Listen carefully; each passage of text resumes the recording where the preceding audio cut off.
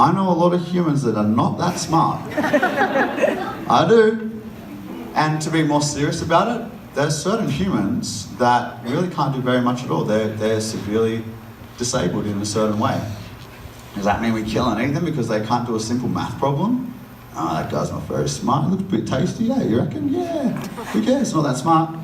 Intelligence does not determine the value of your life either. And we're all intelligent in different ways. Some people would say animals live in an eternal present. They don't even have thoughts about their future, so it doesn't really matter that you take it from them. Well, that's awesome. They're like the most enlightened beings. That's cool. I wish I was like that. I'm always like, oh God, I've got to do, what if this happens in 25 years? Oh my God. There's humans that have a condition called transient global amnesia, where they live in a constant present moment too, like that guy on the movie Memento, where he tattoos stuff to him because he always forgets stuff. Does that mean we just murder those people? Oh, he hasn't even thought about his future. Get him, dinner. Of course not. He's got a life he wants to live. Who cares if he's just enjoying the moment? That's cool. No worries. You know, so there's no, when you get to the core of it, when you ask yourself, what is the trait that these other species don't possess that means that their life is so valueless that we will put our taste sensation over their entire life? What trait do they possess that justifies that? You will find that there is none. And why do we do it? Because there are different species. It's speciesist. It's discrimination based on how they were born. That's it. That is it. It's akin to racism and sexism in its own way. That's that tattoo. I got a whole bunch more. And I'll tell you this one. Let's tell you one more. It's a picture of two starving children. It says, every morsel of meat we eat is slapping the tear-stained face of a hungry child. Here's another statistic just to remind us all how far from perfect this world is. In fact, this is one of the most alarming statistics I've ever known. Currently, 20,000 children die every day from starvation and malnutrition. One is a lot, right? 20,000 a day? Wow. I mean, I just still can't get my head around that. Often, we import the grain and the food for the animals to fatten them up from the countries that have the highest issues with starvation and malnutrition. And we feed these animals 6 to 12 times more food than what we can take from them. Which means we give them all this food to get them fat, then we kill them and we get this very little amount comparatively back. So inefficient, up to 1,000 times more water is used. So much more waste is produced. What a ridiculous system just to satisfy our taste for flesh. And I will tell you one more. I don't usually talk about this one, but after spending 5 days in front of a slaughterhouse last week, I had a little bit more thoughts on this topic. It's a picture of a cow getting slaughtered by a slaughterhouse worker. It's based on a real-life picture. It says, Auschwitz begins whenever someone looks at a slaughterhouse and thinks they're only animals. They're only animals, right? If you look at a factory farm or a slaughterhouse, you look at a slaughterhouse and you replace all those animals with humans, that is the Holocaust. We have recreated Auschwitz. It's the same thing, we just changed species. It's still happening now, right now, constantly. 3,000 animals every second murdered. Boom, 3,000, 3,000, 3,000, 3,000, constantly, constantly, constantly, constantly, constantly. You know how many humans die every second? 2. From all causes. Yeah, so I get all these tattoos. My tattooist, he's eaten, we've done pretty much most of them. He's sitting across from me eating his lunch. And I didn't really know how to deal with people eating animals in front of me at this point. So I just went to my go-to move. I just gave him a dirty look. Bad man. And he looks at me and he goes, do you want some? And I was like, no, I don't eat animals. Have you been tattooing me with your eyes closed? And he's like, no man, it's vegan. And I was like, he goes, yeah, I thought, if you can do it, why can't I? And I was like, exactly. There's nothing special about me. There's nothing special about any other vegan. Sorry, vegans. No, I am special. No, you're not. You don't need to be special to be vegan. You don't need to be highly intellectual. You do not need to be a tofu lover, although tofu's great. Just don't get that squishy, I don't know what that stuff's for, that slimy stuff. You get the firm tofu. Marinate that in some satay or some teriyaki sauce. It's so good. You do not need to be a particular religion. In fact, no religion mandates the consumption of animal products to be a good Christian or Catholic or Muslim or Hindu or any of them. In fact, they're all based on peace. Peace. To be the best of your faith, you should strive to be the most peaceful. There's nothing peaceful about killing. It's the opposite of peace. Thou shalt not kill. And the Garden of Eden was vegan. And that's where we're supposed to return. Not just going to happen. We have to put in the steps in place, each and every one of us, to make this a better world. You do not even need to be an animal lover to be vegan. I wasn't. The only thing you need to agree with is this: causing unnecessary harm to animals is wrong. That's all. If you agree with that statement, and by your own belief, you already have veganism in your heart. Most people do. 99% of people are against animal cruelty. All that's left to do is align your actions with your values. Just do that. That's it. Align your actions with your values. Most people are already vegan at heart. And that's the cool thing, you know. I don't come in here and go, we should all be against animal cruelty and this is why. It's like, I already am. Everyone already is. You know, even if you're the biggest meat eater, you love eating bacon, you eat pigs all the time. But I had a pig on stage and I'm punching this pig in the face, crushing its face, sticking hot cigarettes out in the pig's eyes. I guarantee 99% of the people who eat bacon here are going to be outraged and going to swarm up on the stage, which is great. That's your natural instinct kicking in there. But then later in the day, you're like, bacon burger, please. And you're paying for even worse treatment of these animals. And that's the disconnect, and that's what we're trying to shed light on here. That there is a disconnect, that our actions don't align often with our values. Every time we purchase an animal product, we are running in the opposite direction of being the peaceful, compassionate, loving, respectful people that most of us are, or at least believe we are. So I get back from all these tattoos, I get my bike, I had to cycle 5,000 kilometers, 3,000 miles across Australia. This was the hardest thing I've ever done in my life. It was not fun at all. I thought it was going to be, this would be a fun adventure. No, it was not fun. I've never been in so much pain. Not my legs, my ass. Oh, my ass. Woo! I had this seat, it was like rock hard. And I remember mouthing to the dude who sold me the seat. I'm like, are you sure about this? He's like, yeah, it's a good seat, man. I was like, all right. And I remember just riding, just thinking about him. Just being like, you better hope I never see you again, buddy. It was so important for me to make this trip, though, to make it the 3,000 kilometers across the desert by myself. Because I wanted to break this stereotype of this weak, sickly vegan that exists. Which is so funny now, because I know so much more about how many health benefits there are and how much stronger and fitter you can be. In fact, you know, and I made it all the way across, so I proved it in my own little way. Like the longest ride I'd ever done before that was probably 25 miles. And then it was like from 25 to 3,000. But also, the world record holding strongman is a vegan. Mr. Universe of a few years ago is a vegan. The world champion arm wrestler is a vegan. World record holding ultra marathoner is a vegan.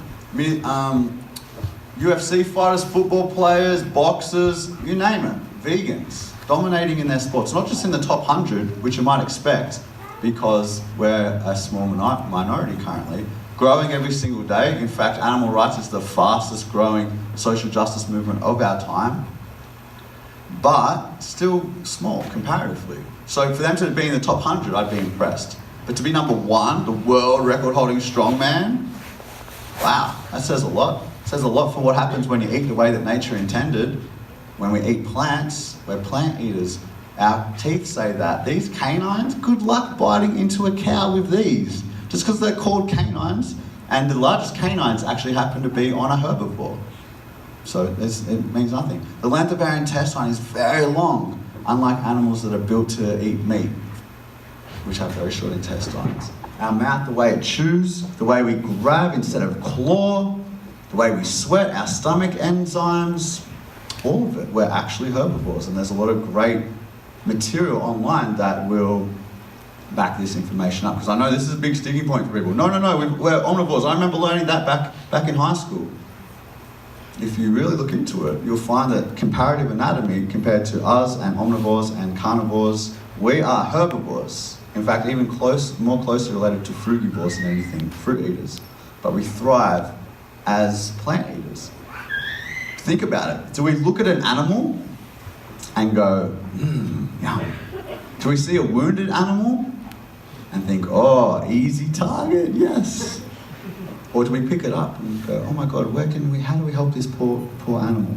Do we look at an animal and be like, yum? Or do we go, oh, look what's happening right here. Like, see what I'm saying? You're not hungry, are you? I'm watching you, bloody carnivores. Right? No, we're like, maybe if we get close, we can it went away. Damn, really wanted to give that beautiful animal a pat. We don't watch footage of slaughterhouses and be like, I wasn't hungry, but I am now. We watch it and we're like, oh my God, that is disgusting. I feel sick. I can't watch that. If you tag me in another one of those videos, I'm going to block you on Facebook. We're not going to be Facebook friends anymore. Don't send me that anymore. I don't want to see that. Then you'd be like, hey, burger, thanks. You pay someone to do it, and then you put that product of violence and torture and killing into your body, and that creates you. And that creates who we are. And, I don't know, I'm just going to throw this out there. On some level, I think that's really bad for our energy. We're made of energy. There's so much killing in the air. That's a pretty heavy energy, man. Like if someone came in here right now, I feel like it's a pretty light mood. It's pretty chill. We're talking about some heavy things, but I think it's pretty chill. We're having a few laughs and that. If we'd all had a really intense discussion and someone walked in, they'd be like, what's going on in here? Think about this world. Think about the energy of this world with all that suffering and killing, most of it behind closed doors that you don't even think about, but 1 billion murders a week. I wonder how much more light the vibe could be. Would people have less stress and less anxiety? Would we sleep better? Would we be generally just happier because there'd be less suffering and more happiness? Something interesting to think about. I actually don't have the answer, but something interesting to think about. Anyway, so I cycle all the way across Australia, and then I get an email from Australia's most popular morning TV show. James, can you talk on our show for your first words? That was the last thing I wanted to do. I was so afraid of being on TV, my voice not working, like the whole thing, doing the justice. I wanted to do justice for the cause. I was like, maybe I won't. But I knew I had to do the best thing for the animals. So I go into a 10-day meditation, figure out exactly what I wanted to say. I get on their show, they sit me down. James, what are your first words going to be? And I was like, I want you to ask me why. Which I just thought of in the moment, so that was lucky. Because I didn't know how I was going to get into my thing. They said, oh, okay, James, why did you do this? And I said, thank you for asking. But it sounded more like this. Thank you for asking. It's like the Godfather, thank you for asking. So I was like, thank you for asking. The reason I took this vow of silence was to raise awareness for the voiceless victims of this planet, the animals. We all say we love animals, and we're against animal cruelty. Yet we pay people to mutilate and torture and slaughter animals. And it's not for any necessity.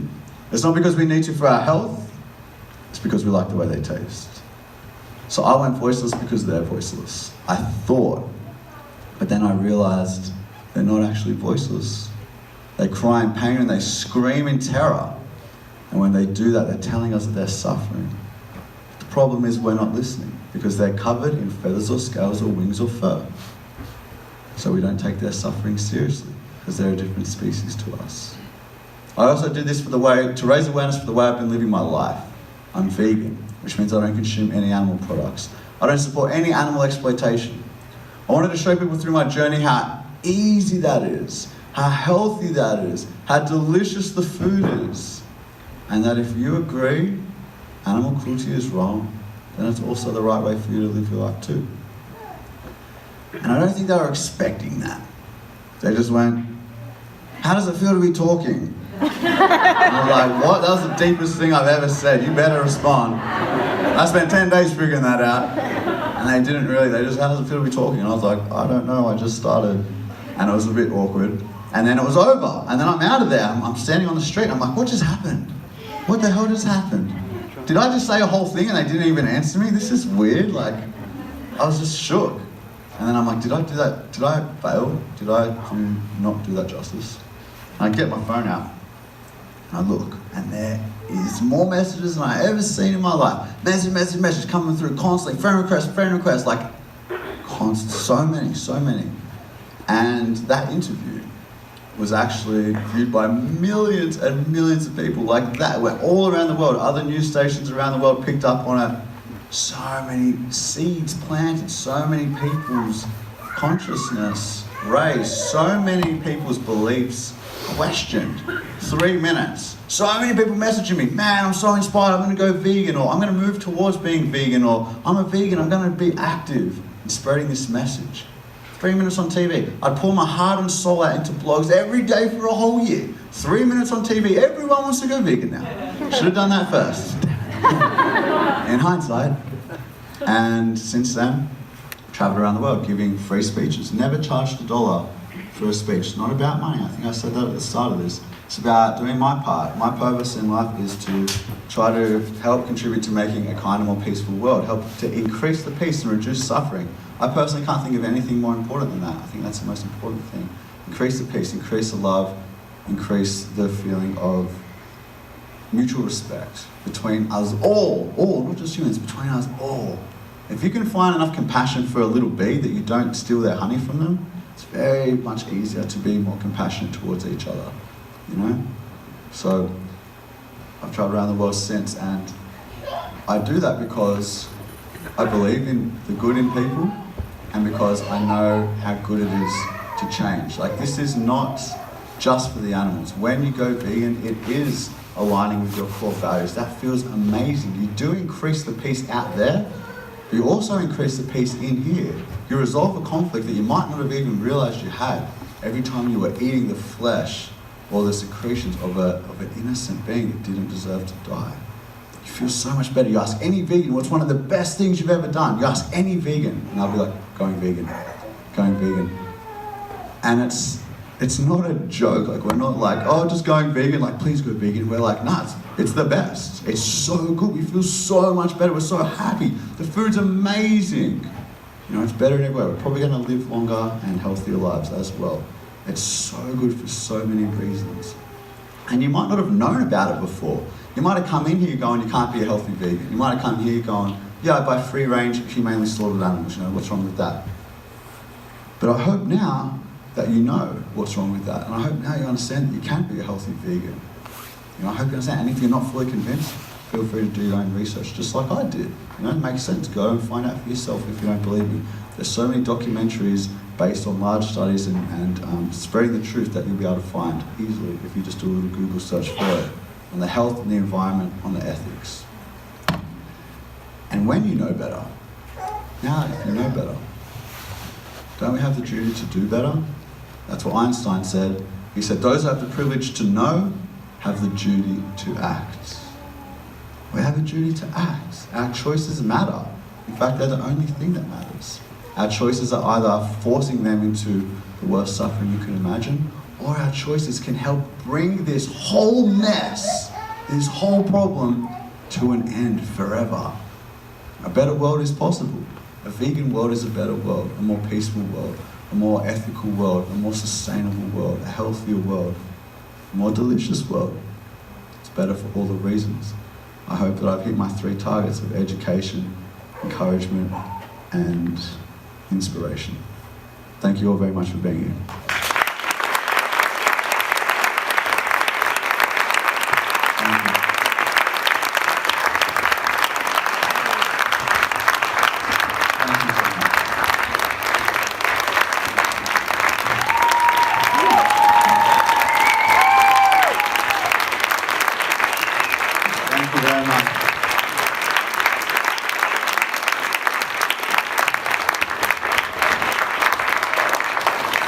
You just stretching or did you like it? That was long. No, thanks everybody. I really appreciate it.